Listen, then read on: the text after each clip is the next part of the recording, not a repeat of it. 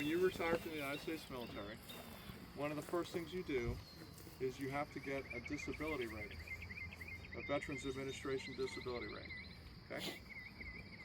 I call it my blue book value. I don't know if you know what blue book is, but it's fair, poor, 30 years of abuse. I mean, my knees are shot, my back is shot, I got GERD, I can't hear, I can't see, my shoulder's shot. I'm not even wounded, I'm just wrecked. And armor guy. And I go to Roanoke, Virginia, and I fill out the forms. I'm sitting down with a VA guy, and the VA guy looks at my record and he says, "You have post-traumatic stress disorder." And I said, "No, I don't. I didn't put that down." He's like, "Well, you got it." I said, "Why would you say that?" He says, "Ground combat guy, 3 wars. Kuwait, Desert Storm, Somalia, and Iraq." He says, "No way you don't have it." I said, "I don't want it." Right? That's the way it works, right? If I say I don't have it, I don't have it. He's like, "Well, you have to go see a psychiatrist." I said, "I don't want to do that. I'm a Marine Colonel, Bird Colonel. I don't have to do shit. That's the great thing about being a Marine Colonel."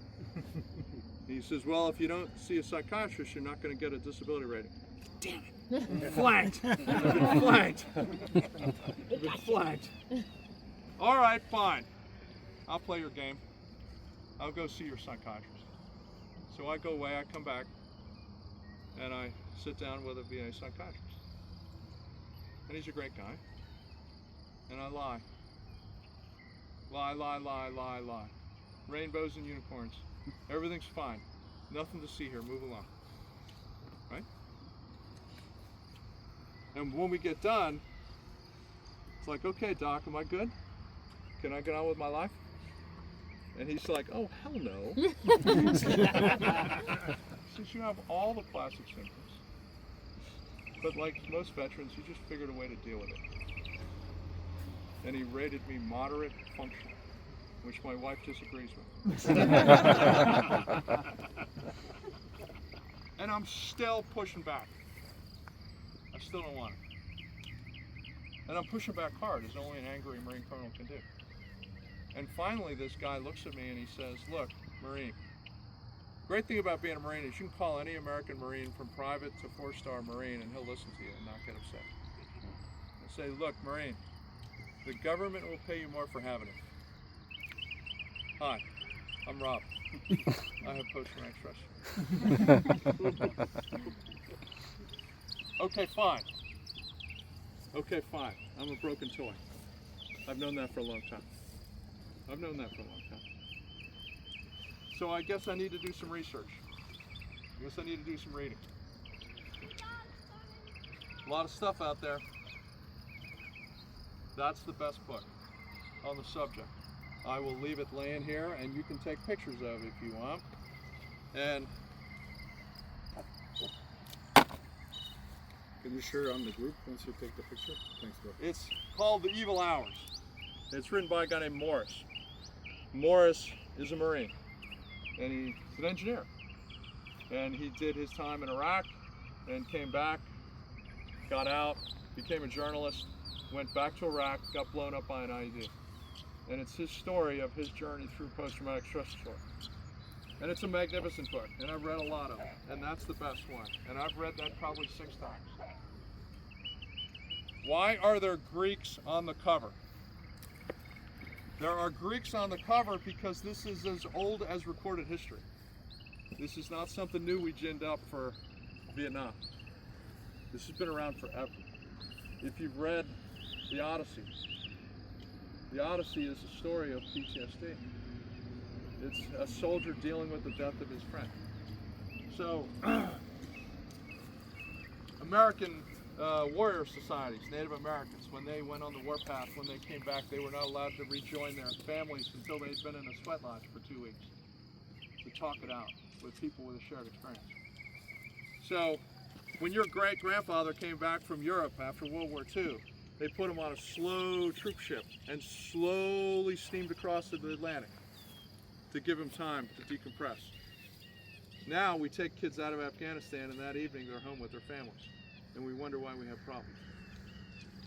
So, this is a great book.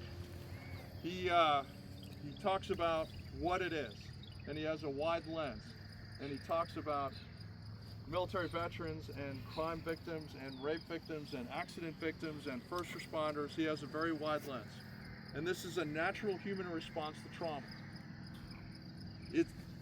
Everybody gets this. I mean, anybody in those circumstances gets this. PTSD consists of three things. It consists of hypervigilance, where you can't get your guard down, you think you're going to die. It consists of disassociation, where you're so jaded by the experience that you withdraw from society. And the nightmares is the third one. So, good news, bad news. Bad news, it never goes away. The good news is it gets easier. It gets easier. Trust me, it gets easier. So, he talks about what it is. He talks about VA intervention strategies. He talks about narcotic strategies. He talks about non-traditional strategies. One of the non-traditional strategies for PTSD is long walks in the woods. I don't know why that works, but I knew that long before I read the book. That's why I live on that mountain. That's why I just finished the Appalachian Trail. And my wife will lovingly say, go walk in the woods, which is her way of saying, you're getting stupid, go fix yourself. Okay? And I'll walk for 4 or 5 hours and I'm good for 2 weeks. And I don't know why that works, but it works. Okay? And then the last part is he talks about the future. And he talks about post-traumatic growth. He says it doesn't have to be bad. These terrible experiences do not have to be bad. These terrible experiences can make you stronger. They can make you better, more resilient, if you let them. If you don't crawl into a liquor bottle. Okay? In our business, my business, your business, we are taught that when bad things happen to us, you take that horrible experience and you move it off to the side and you put it in a box. And you complete the mission. You take the objective, you put the fire out, you complete the arrest.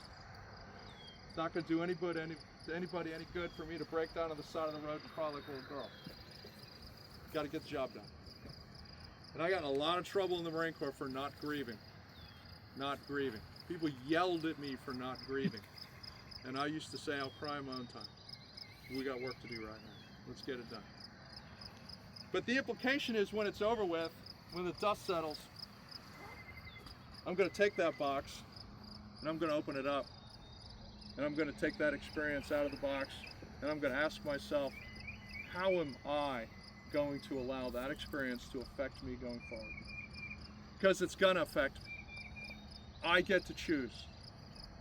Is it going to make me more grateful? Is it going to more gratitude? Is it going to make me more careful? How am I going to remember that person's life? And we all unpack our boxes differently. Sometimes it's a long walk, sometimes it's a long run, sometimes it's too much alcohol. The best way to unpack your box is to have someone to talk to. It has to be a peer. It has to be a peer. It can't be, you can't talk up and you can't talk down. It has to be a peer. And it has to be somebody with a shared experience that knows what you're going through. And as much as we love our families, you can't talk to your spouse about this unless you're married to another soldier with a shared experience. The problem comes when you don't unpack the box. And now I got 5 boxes. And now I got 8 boxes. And now I got 15 boxes. I haven't unpacked any of them. That's when the problems start. That's when you start drinking too much. And that's when you break away from your family. And that's when your job performance tanks. And then you go out in an alcoholic haze singing I Did It My Way and you self-destruct. Right? This is a horrible discussion. This is a terrible discussion. 5 years ago I wouldn't have had this discussion short of 8 beers. But then it dawned on me, what could be more important than to have this discussion at a staff ride? I'm a staff ride guy. So, I'll give you one last metaphor and let you go. You got to think about mental health like a credit card. You got credit cards in Canada, right? So, They're normally full. what do you do with your credit card at the end of the month? Pay it off. Pay it off. And if you can't pay it off, you pay it down. You pay the minimum, right? Yeah. Minimum balance. What happens if you don't pay your credit card off? Get charged interest. Interest. You get interest. And what happens if you don't pay your credit card at all? They come knocking. They come knocking. And Rocco comes with a crowbar and breaks your kneecaps, or at least that's the way we used to do it in America. So, Rocco's not in Canada. We got TD. but if you don't, mental health is like a credit card. And if you don't have a mechanism to pay it down on a regular basis, it's going to come due. I had a fire chief tell me it comes due at 2 o'clock in the morning, 2 months after you retire. It comes, and it's not pretty when it comes. So,